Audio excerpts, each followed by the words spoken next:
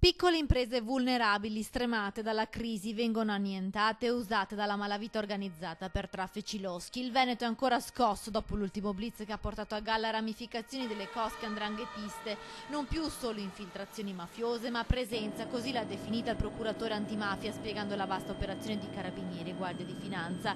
Per contrastare questo fenomeno bisogna contare su una forte rete sociale, da qui la risposta delle associazioni di categoria, in primis degli industriali. Noi chiediamo a tutti gli imprenditori di, dove possibile e anche dove non sarebbe possibile, denunciare queste cose, e noi siamo al loro fianco per fare maggiore luce e per attivarci affinché venga trovata la migliore soluzione.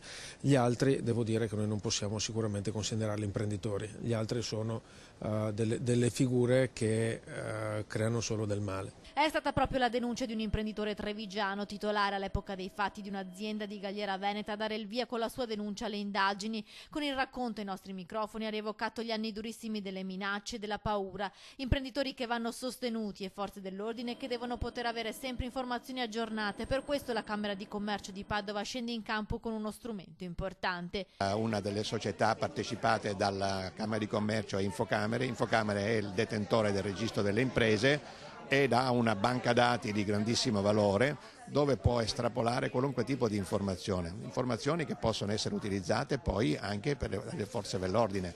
Parlo per esempio del caso di cambiamenti nell'assetto societario, di nuove entrate, eccetera, oppure di